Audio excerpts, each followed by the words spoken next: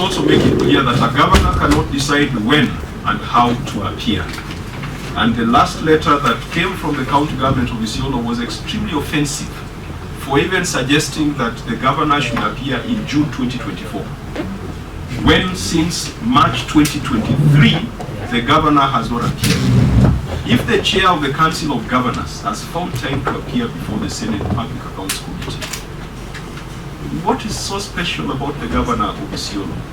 Unless there is serious crime going on in this county that they want to conceal by running away from accountability.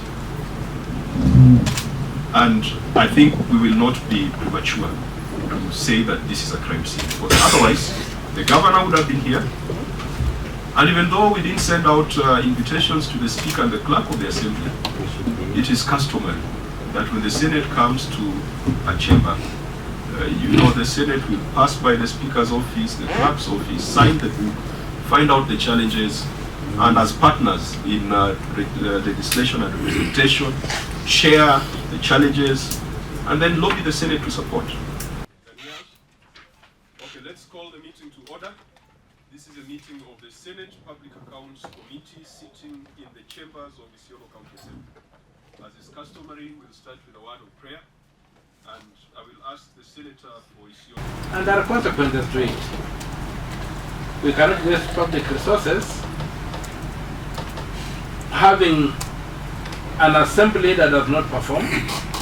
We cannot waste public resources having a governor that cannot perform and does not perform. We can also not waste public resources by traveling the whole way to Isiolo with a pattern of issues at a time when we should be in our respective counties attending to other matters, because today is a Friday. We have sacrificed the chance to be in our own counties to come here, and somebody thinks they can show us the middle finger. That we cannot accept. The law is the law. Nobody is above the law. All must be subject to the law. And I ask that our chair pronounces himself in very simple English but very clear terms, because comprehension might be a challenge. So you have very simple English, very clear terms, so that we can even have it translated by, even with a translator here. But let it get down that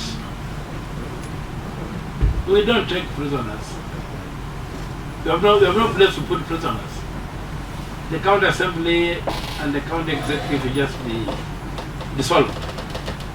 Of course, the Senate also reprimands the governor for his conduct, which falls far below the requirement of leadership as captured in Article 10, that the governor must be transparent, accountable, and his leadership must foster good governance. The Senate also directs that the governor appear before the committee by way of summons. So the next appearance of the senator before this committee will be by way of summons. Finally, at the end of our visit, and after looking at the 4 projects that we'll be visiting, we will take a position on whether to ask the Office of the Auditor General to conduct a forensic audit of the county government of Isiolo, and county government being the assembly and the executive of Isiolo.